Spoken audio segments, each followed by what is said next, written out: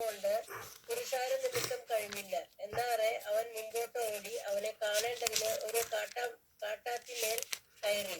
യേശു ആ വഴിയായി വരികയായിരുന്നു. അവൻ ആ സ്ഥലത്ത് എത്തിയപ്പോൾ മേലോട്ട് നോക്കി, സക്കായിയെ, വേഗം ഇറങ്ങി വാ, ഞാൻ ഇന്ന് നിന്റെ വീട്ടിൽ പാർക്കേണ്ടതാകുന്നു എന്ന് അവനോട് പറഞ്ഞു. അവൻ ബന്ധപ്പെട്ട് ഇറങ്ങി സന്തോഷത്തോടെ അവനെ കൈക്കൊണ്ടു. കണ്ടവർ എല്ലാം അവൻ പാപിയായൊരു മനുഷ്യനോട് കൂടെ പാർപ്പാൻ പോയി എന്ന് പറഞ്ഞ് പിറുപിറുത്തു. മതി നിൽക്കട്ടെ. ഇനി 8ാമത്തെ വചനം വായിക്കാണ്. 7ാമത്തെ, അവൻ പാപിയായ ഒരു മനുഷ്യനോട് കൂടെ പാർക്കുവാൻ പോയി എന്ന് പറഞ്ഞ് പിറുപിറുത്തു. അപ്പോൾ സക്കായൂസ് അല്ലെങ്കിൽ സക്കായി അവനെ സ്വീകരിച്ചത് വളരെ സന്തോഷത്തോടെയാണ്. ഈ പരീക്ഷന്മാർക്ക് അവർക്ക് അതുകൊണ്ട് ഉൾക്കൊള്ളാൻ പറ്റുന്നില്ല. അവൻ പാപിയായ ഒരാളുടെ അടുത്താണ് താമസിക്കാൻ പോയിരിക്കുന്നത് എന്ന് പറഞ്ഞ് പിറുപിറുക്കാൻ. ഇപ്പോഴും നമ്മുടെ നാട്ടിൽ അങ്ങനെയല്ലേ? ആരെങ്കിലും നല്ല കാര്യം ചെയ്താൽ അവൻ വിചാരിച്ച പോലെ അല്ലെങ്കിൽ അതിനെ കളിയാക്കുകയും അപഹസിക്കുകയും ചെയ്യും. നമ്മളും കർത്താവിനെ സ്വീകരിച്ചെന്ന് പറയുമ്പോൾ നമ്മൾ അംഗീകരിക്കാൻ ഒരാളും തയ്യാറാവില്ല. നമ്മളെക്കുറിച്ച് അവൻ പറയണം, അവൻ്റെ ഇന്നലകളും അറിയാം, ഇന്നുകൂടെ അവനൊന്നും ശരിയായിട്ടില്ല എന്ന് പറഞ്ഞ് നമ്മളെ കളിയാക്കുകയും ഒറ്റപ്പെടുത്തുകയും മുറിവേൽപ്പിക്കുകയും വേദനിപ്പിക്കുകയും ചെയ്യും. പക്ഷെ കർത്താവ് പറഞ്ഞു, നിങ്ങളെക്കുറിച്ച് എന്നെ പ്രതി മനുഷ്യർ സകലവിധ അപവാദങ്ങളും ആവശ്യമില്ലായ്മയും പറഞ്ഞ് വരുത്തുമ്പോൾ നിങ്ങൾ സന്തോഷിച്ച് തുള്ളിച്ചാടുക, സ്വർഗത്തിൽ നിന്നുള്ള പ്രതിഫലം വലുതാണ്. ഇതേ വിശ്വാസം തന്നെ നമുക്ക് വേണ്ടത്. സക്കാവൂസ് അവനെ സ്വീകരിച്ചു, സന്തോഷത്തോടെ സ്വീകരിച്ചു. വീണ്ടും എന്തുണ്ടായി? വെറുവെറുത്തു. ഞാൻ അപ്പോൾ 8ാമത്തെ വചനം വായിച്ചാൻ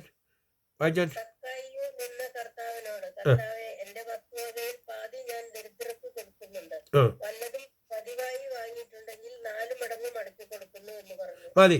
അതാണ് സക്കേവൂസ് കർത്താവിനെ സന്തോഷപൂർവ്വം സ്വീകരിച്ചു. കർത്താവ് സക്കേവൂസിനെ കണ്ടുമുട്ടി വീട്ടിലേക്ക് എത്തിക്കഴിഞ്ഞപ്പോൾ സക്കേവൂസിന് വന്ന മാറ്റം എന്താണ്? കർത്താവ് ഒന്നും പറഞ്ഞില്ല. പക്ഷെ അവൻ തന്നെത്താൻ പറയാണ്, സക്കായിയോ നിന്ന് കർത്താവിനോട് പറഞ്ഞു, എൻ്റെ വസ്തുവകയിൽ പകുതി ഞാൻ ദരിദ്രർക്ക് കൊടുക്കുന്നു. അപ്പോൾ കർത്താവിനെ കണ്ടുമുട്ടുമ്പോൾ, കർത്താവിനെ കഴിക്കുമ്പോൾ നമുക്കുണ്ടാകുന്ന ഒരു മാറ്റമുണ്ട്, വലിയൊരു മാനസാന്തരം. മാത്രമല്ല അവൻ ഒന്നുകൂടി പറയാം, അപ്പോഴും കർത്താവിന് വേണ്ടിയില്ല. അപ്പോൾ കർത്താവിൻ്റെ വീണ്ടും പറഞ്ഞ പകുതി ഞാൻ കൊടുത്തു, ദരിദ്രം കൊടുക്കുന്നുണ്ട്, കർത്താവിനും വേണ്ടിയില്ല എന്ന് പറയാം. വല്ലതും ചതിവായി വാങ്ങിയിട്ടുണ്ടെങ്കിൽ 4 മടങ്ങ് മടക്കി കൊടുക്കുക. നിയമത്തിലെ നിയമമാണ്. ലഭിച്ച ചതിവായിട്ട് വാങ്ങിയിട്ടുണ്ടെങ്കിൽ 100 രൂപ ഞാൻ ആരെങ്കിലും പറ്റിച്ചിട്ടുണ്ടെങ്കിൽ ഞാൻ അയാൾക്ക് 400 രൂപയായിട്ട് തിരിച്ചു കൊടുക്കാം. മനസ്സിലായോ? ഞാൻ ആരെങ്കിലും പറ്റിച്ചിട്ടുണ്ടെങ്കിൽ അതിൻ്റെ 4 ഇരട്ടി ഞാൻ അവർക്ക് കൊടുക്കാം. എൻ്റെ വസ്തുവകകളിൽ പകുതി ഞാൻ ദരിദ്രർക്ക് കൊടുക്കാം. അപ്പോൾ ഇത് പറഞ്ഞപ്പോൾ 9ാമത്തെ വചനം വായിക്കി വേരി. 9ാമത്തെ വചനം.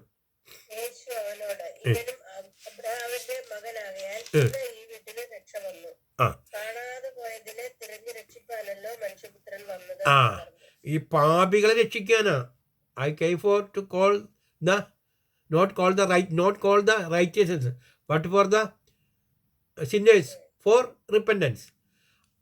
സിന്നേഴ്സിനെ, പാപികളെ മാനസാന്തരത്തേക്ക് വിളിക്കാനാണ് ഞാൻ വന്നത്.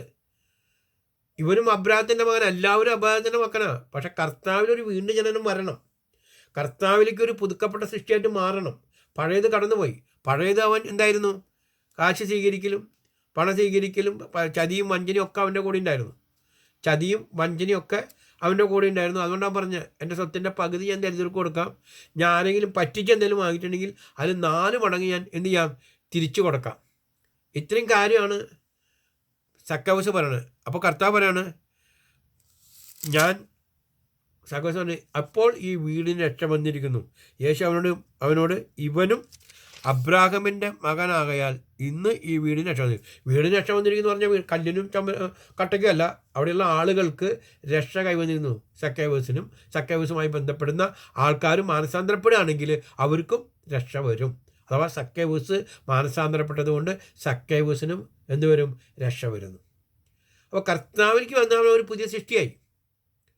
കർത്താവിലേക്ക് വരുമ്പോൾ, കർത്താവിനെ കണ്ടുകൊണ്ടുമ്പോൾ അവർ പുതിയ സൃഷ്ടിയാവും. എന്തോനെ ആ വചനം ഒന്ന് വായിച്ചേക്കാൻ. 8, 9, 10 വായിക്കോ.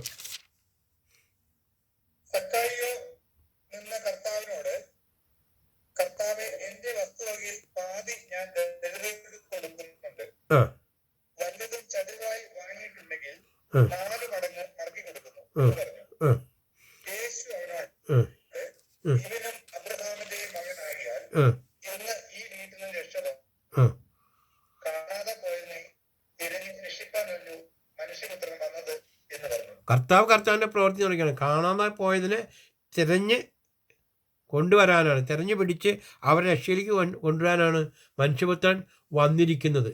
ആ പ്രവൃത്തി കർത്താവ് അനുസ്യൂതം ചെയ്തുകൊണ്ടിരിക്കുക. കർത്താവിന് അതിൽ യാതൊരു തരത്തിലുള്ള പിന്മാറ്റമില്ല, അല്ലെങ്കിൽ ഒരു വിമുഖതയുമില്ല. ആരൊക്കെയാണോ തെറ്റിലകപ്പെട്ടിരിക്കുന്നത്, പാപത്തിലകപ്പെട്ടിരിക്കുന്നത്, നാശത്തിലായിരിക്കുന്നത്, ലോകത്തിൻ്റെ അടിമയായിരിക്കുന്നത്, സാത്താനെ വിധേയപ്പെട്ടിരിക്കുന്നത്, അവരെ വെളിച്ചം പകർന്ന് സത്യം കാണിച്ചു കൊടുത്ത് രക്ഷയിലേക്ക് നയിക്കാനാണ് സ്വർഗത്തിലെ ദൈവം തൻ്റെ സകല മഹിമയും വെടിഞ്ഞ് ഈ താണഭൂമിയിലേക്ക് ഇറങ്ങി വന്നിരിക്കുന്നത്. അതാണ് നാം തിരിച്ചറിയേണ്ടത്. ആ പ്രവൃത്തി സക്കായിൽ കൂടെ കർത്താവ് ചെയ്തു. ഓരോ വ്യക്തി ജീവിതത്തിൽ കൂടെയും കർത്താവിൻ്റെ ആ സ്നേഹം ഒഴുക്കുന്നുണ്ട്. അതുകൊണ്ടാണ് പറഞ്ഞ, നിങ്ങൾ പഴയതിനെ വിട്ടുകളഞ്ഞ് പുതിയതിനെ സ്വീകരിക്കണം. പഴയ നിങ്ങളുടെ പാപ സ്വഭാവവും പാപപ്രകൃതിയും വിട്ടുകളഞ്ഞ് you put on new shirt, പുതിയ ഷർട്ട് ധരിക്കുക, പുതിയതിനെ ധരിക്കുക എന്ന് പറയുമ്പോൾ ദൈവത്തിൻ്റെ ആത്മാവിനാൽ നയിക്കപ്പെടുന്ന ജീവിതത്തിലേക്ക് നമ്മൾ കടന്നു വരാം. മുൻകാലങ്ങളിൽ പാപത്തിലും നാശത്തിലും പെട്ട് നിങ്ങളുടെ ആത്മാവ് മരിച്ചതായിരുന്നു. നമ്മൾ മർത്യതയുള്ളവരായിരുന്നു. ഇന്ന് നമ്മുടെ ദൈവം അമർത്യതയിലേക്ക് നീക്കുക. ഇപ്പോൾ നിങ്ങളോട് പറഞ്ഞ വചന നിമിത്തം നിങ്ങൾ ശുദ്ധിയുള്ളവരായിരിക്കുന്നു, നിങ്ങൾ മരിച്ചാലും ജീവിക്കും എന്നൊക്കെ കർത്താവ് പറയുമ്പോൾ ഇവിടെ ശരീരത്തിനല്ല പ്രാധാന്യം. ആത്മാവ് വീണ്ടും ജനിച്ച് കർത്താവിനോട് ചേർന്ന് കർത്താവിൻ്റെ ഹിതപ്രകാരമുള്ള ജീവിതത്തിലേക്ക് നമ്മൾ മാറ്റപ്പെടും. നമ്മളങ്ങനെ വഴിമാറ്റപ്പെടുന്ന ദൈവത്തിൻ്റെ പ്രിയപ്പെട്ട മക്കളായി തീരുമെന്ന് തന്നെയാണ് കർത്താവ് നമ്മളെ പറയുന്നത്. ഇതിനൊക്കെ ദൈവത്തിൻ്റെ കൃപയാണ് നമ്മളെ വഴിയൊരുക്കുന്നത്. ദൈവത്തിൻ്റെ കൃപയാലാണ് നമ്മൾ വഴി നടത്തപ്പെടുന്നതും ദൈവത്തിൻ്റെ കൃപയാലാണ് നമ്മൾ മുന്നേറുന്നതും. ഇതൊക്കെ തന്നെയാണ് നമ്മുടെ ഓരോ ഇവിടെ സക്കാവേസിനുണ്ടായ പോലെ തന്നെയാണ് ഇവിടെ നമ്മൾ കാണുന്നത്. ഇവിടെ പോളിനും ഒരു പഴയകാല ജീവിതം ഉണ്ടായിരുന്നു. പോളിന് ഒരു പഴയകാല ജീവിതമുണ്ട്. സക്കാവേസിന് പഴയകാല ജീവിതം വന്ന് ക്രിസ്തുവിനെ കണ്ടപ്പോൾ ഒരു പുതിയ സൃഷ്ടിയായതുപോലെ പോളും എന്തുണ്ടായി, ക്രിസ്തുവിനെ കണ്ടപ്പോൾ ഒരു പുതിയ സൃഷ്ടിയായി മാറി. ഒരു പുതിയ സൃഷ്ടിയായി മാറുക എന്നുള്ളതാണ് ഏറ്റവും വലിയ കാര്യം. ആ പുതിയ സൃഷ്ടിയായി മാറിയത് നമ്മൾ അപ്പോസ്തല പ്രവർത്തനമൊക്കെ വായിക്കുമ്പോൾ കാണാം. 9-ാം അധ്യായത്തിൽ നമ്മൾ കാണുന്നത് എന്താണ്, അവൻ അന്ന് സാവൂളാണ്. സാവൂൾ പിന്നീടാണ് പൗലോസായി മാറുന്നത്, പോളായി മാറുന്നത്. ആ കാണുമ്പോൾ ഒരു വെളിച്ചം കണ്ടു. വീണ്ടും നമ്മൾ സാവൂള് അവൻ്റെ ചരിത്രം പറയുമ്പോൾ അപ്പോസ്തല പ്രവർത്തനം 22-ാം അധ്യായത്തിൽ 6-ാമത്തെ വചനം വായിക്കോ, 22-6 വായിക്ക്. അപ്പോസ്തല പ്രവർത്തനം 22-ാം അധ്യായത്തിൽ 6-ാമത്തെ വചനം. ആരെ വായിക്കും? വേഗം വായിക്കും. എൽദോന് കിട്ടിയോ വായിക്കും.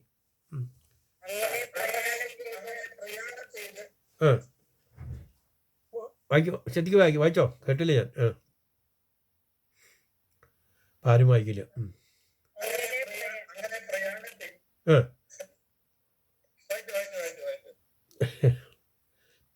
അവര് എന്നാ എൽദോ വായിക്കി. അങ്ങനെ പ്രയാണം ചെയ്ത് ദമസ്കോസിനോട് അടുത്തപ്പോൾ ഏകദേശം ഉച്ചയ്ക്ക് പെട്ടെന്ന് ആകാശത്ത് നിന്ന് വലിയൊരു വെളിച്ചം പെട്ടെന്ന് ആകാശത്ത് നിന്ന് വലിയൊരു വെളിച്ചം കിട്ടി. അപ്പോൾ കർത്താവിനെ കണ്ടുമുട്ടിയ കാരണം ഓരോന്ന് പറയാം. വീണ്ടും 26-13 വായിക്കാം. അപ്പോസ്തല പ്രവർത്തനം തന്നെ 26-13 വായിക്കാം. ഒരു ചെറിയ വെളിച്ചം, വലിയ പ്രകാശം, പിന്നെ എന്തുണ്ടായി? 26-13 എന്തോ. ദമസ്കോസിലേക്ക് യാത്ര പോകുമ്പോൾ രാജാവേ, നട്ടുച്ചയ്ക്ക് ഞാൻ വഴിയിൽ വെച്ച സൂര്യന്റെ പ്രകാശത്തെ കവിഞ്ഞൊരു വെളിച്ചം ആകാശത്തിൽ നിന്ന് എന്നെയും എന്നോട് കൂടെ യാത്ര ചെയ്യുന്നവരെയും ചുറ്റി. സൂര്യനെ വെല്ലുന്ന ഒരു വലിയ വെളിച്ചം. അപ്പോൾ കർത്താവിനെ കൂടുതൽ അറിയും തോറും ആദ്യം ഒരു പ്രകാശമായിരുന്നു, പിന്നെ വലിയൊരു വെളിച്ചത്തിലേക്ക് വന്നു, പിന്നെ സൂര്യൻ വിടുന്ന പ്രകാശത്തിലോട്ട് എന്തുണ്ടായി? അപ്പോസ്തലൻ കണ്ടുമുട്ടാൻ തുടങ്ങി, കർത്താവിനെ അടുത്തറിയാൻ തുടങ്ങി. അടുത്തറിയും തോറും നമ്മളും എന്താണ് അറിയും തോറും നമ്മളുള്ള അഴുക്കുകൾ ഇങ്ങനെ കഴുകപ്പെടും, കഴുകി വെടുപ്പാക്കപ്പെടും, വൃത്തിയുള്ളവരായി മാറും. നമ്മൾ ചെളി പറ്റിയവരും അഴുക്കുള്ളവരും പാപമുള്ളവരാണ് തന്നെ, അല്ലാതെ നമ്മൾ പറയുന്നില്ല നമ്മൾ അങ്ങനെയാണ്. അതാണ് ലോകത്തിന് മനസ്സിലാവാത്തത്. നമ്മൾ പറയുമ്പോൾ നമ്മൾ തിരിച്ചറിയേണ്ട കാര്യം, നമ്മൾ സ്വർഗത്തിൽ നിന്ന് ഇറങ്ങി വന്നവരല്ല, പക്ഷെ നമ്മൾ സ്വർഗത്തിലേക്ക് പോകുന്നവരായി മാറി. നമ്മളൊക്കെ ആദാമിക സന്തതികൾ തന്നെ, പാപത്തിൽ ജനിച്ച് പാപത്തിൽ വളർന്ന്, പക്ഷേ ഇനി പാപത്തിൽ മരിക്കാൻ പേർ ചേർക്കപ്പെട്ടവരല്ല, ഇനി നമ്മൾ വിശുദ്ധരുടെ പട്ടികയിൽ ചേർക്കപ്പെട്ടവരാണ് എന്നുള്ള ബോധ്യമാണ് നമുക്ക്. ലോകത്തിന് അതില്ലാതെ പോകുന്നു. വീണ്ടും ജനനാനുഭവം വരാത്തവർക്ക് അതില്ലാതെ പോകുന്നു. അവരിപ്പോഴും പാപികളായി ഞങ്ങൾക്ക് വേണ്ടി പ്രാർത്ഥിച്ചുകൊണ്ടിരിക്കുന്നു. അപ്പോൾ ഇവിടെ തിരിച്ചറിയേണ്ടത് പ്രകാശം, ദൈവത്തിൻ്റെ പ്രകാശം അവനിലേക്ക് വന്നപ്പോൾ അവന് കാര്യങ്ങളെ കൂടുതൽ അറിയാൻ തുടങ്ങി. അവൻ ആദ്യം ഈ സത്യദൈവത്തെ എന്ത് ചെയ്തിരുന്നു? തകർത്ത് കളയാൻ വേണ്ടി ശ്രമിച്ചവനാണ്.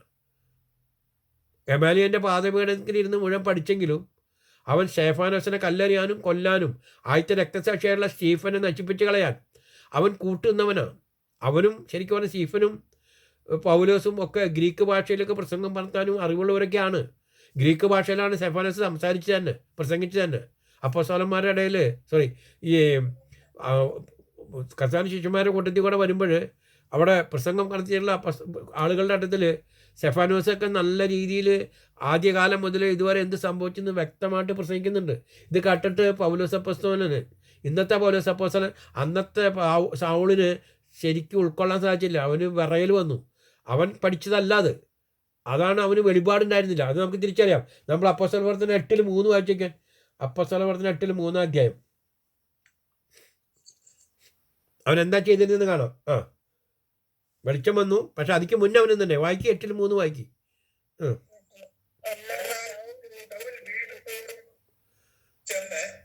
പുരുഷന്മാരെയും സ്ത്രീകളെയും പിടിച്ചയച്ച് തടവിൽ ഏൽപ്പിച്ചുകൊണ്ട് സഭയെ മുടിച്ചു പോകും. പുരുഷന്മാരെയും സ്ത്രീകളെയും വലിച്ചഴിച്ചു കൊണ്ടുവന്ന് ദൈവസഭയെ മുടിപ്പിച്ചുകൊണ്ടിരുന്നു. കർത്താവിൽ വിശ്വസിക്കുന്ന ജനങ്ങളെ വലിച്ചഴിച്ചു കൊണ്ടുവന്ന് എന്ത് ചെയ്തു? അവരെ മുടിപ്പിക്കാൻ, നശിപ്പിക്കാൻ, കൊല്ലുന്നതിനടക്കം കൂട്ടുന്നവനാണ് ഈ സാവൂള്. നാം തിരിച്ചറിയണം. അപ്പം സക്കായി കർത്താവിനെ കണ്ടുമുട്ടിയപ്പോൾ മനസാന്തരം വന്നു. പൗലോസ് അപ്പോസ്തലന് വരുന്ന മാറ്റം, അല്ലെങ്കിൽ സാവൂളിൽ വരുന്ന മാറ്റം. വീണ്ടും നമ്മൾ അതേ സാവൂളിന് പിന്നെ എന്ത് മാറ്റം വന്ന് നോക്കുക. അപ്പോസ്തല പ്രവർത്തനം 22 അധ്യായം വായിക്കുക. അപ്പോസ്തല പ്രവർത്തനം 22 എടുക്കുക. Acts chapter 22. അതിൽ 19 അവനെ വായിക്കി.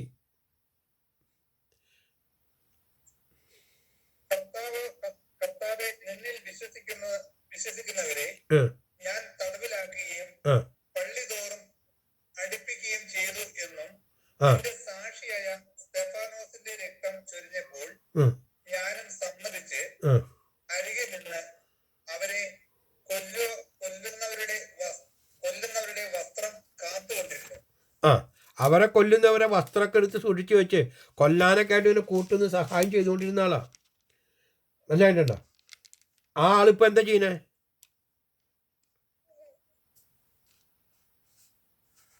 ഇരുപത്തിരണ്ടില് 19 വായിച്ചേ. 22 19 വചനം എന്താ വായിച്ചത്?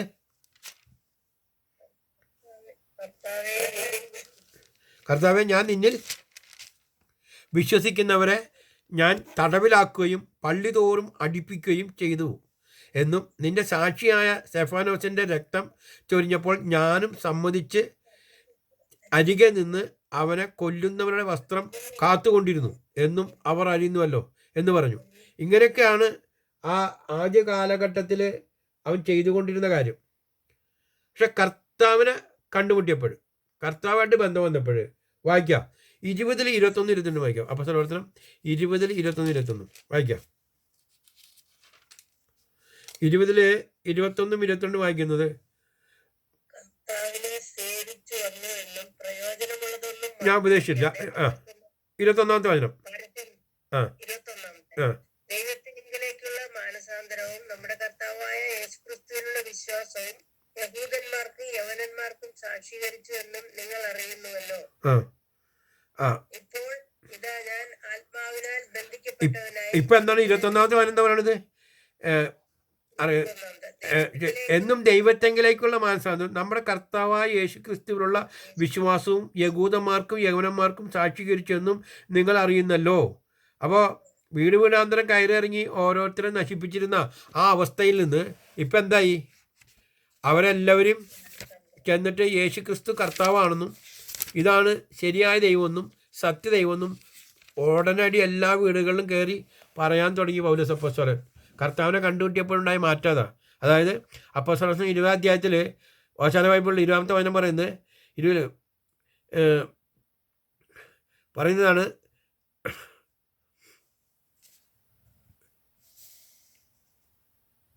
പ്രയോജനകരമായ യാതൊന്നും നിങ്ങളിൽ നിന്ന് മറച്ചു വയ്ക്കാതെ ഞാൻ പ്രഖ്യാപിച്ചു.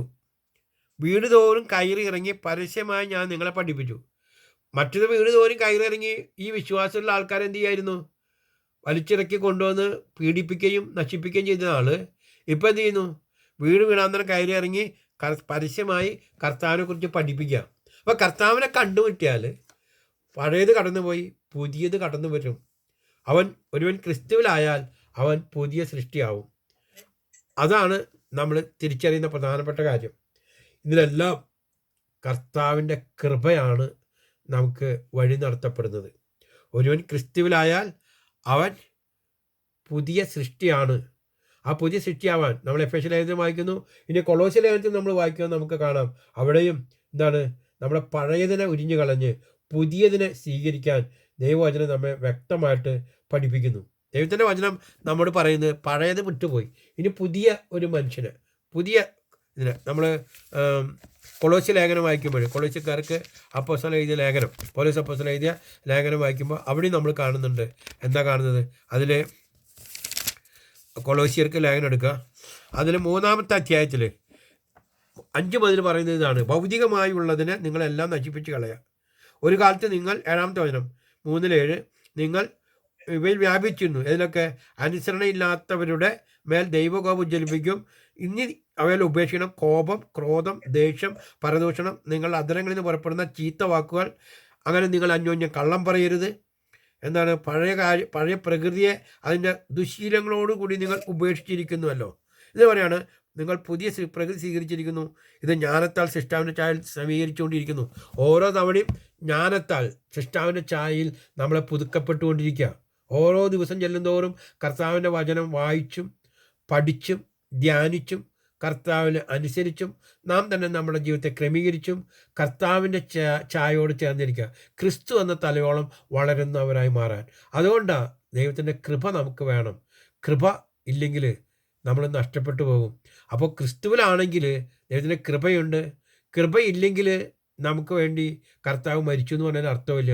കാരണം കർത്താവാണ് ആ മരണത്തിൽ കൂടെ നമ്മളെ വീണ്ടെടുത്തത്. ഒരുവൻ ക്രിസ്തുവിലായാൽ പുതിയ സൃഷ്ടിയാണ്. പുതിയ സൃഷ്ടി കർത്താവിന് വേണ്ടി നിൽക്കുന്നതാണ്. കർത്താവിൻ്റെ ഇഷ്ടം നിറവേറ്റുന്നവരായി മാറണം. നമ്മളെ ആത്മാവോടുകൂടി നമ്മളെ ഉയർപ്പിച്ച് നമ്മളെ യേശുക്രിസ്തുവിനോടൊപ്പം സ്വർഗത്തിൽ ഇരുത്തിയിരിക്കുന്ന പിതാവിന് യോജിച്ച വണ്ണം പിതാവിൻ്റെ ഇഷ്ടം നിറവേറ്റുന്ന മക്കളായി കർത്താവിന് വേണ്ടി അനേകരെ നേടുന്നവരായി 100 മേനിയും 60 മേനിയും 30 മേനിയും ഫലം പുറപ്പെടുന്നതാവാൻ നമുക്ക് നമ്മളെ തന്നെ കർത്താവിന് മുമ്പിൽ സമർപ്പിക്കാം. ദൈവത്തിൻ്റെ അതിപരിശുദ്ധമായ നാമം മഹത്വരിക്കട്ടെ.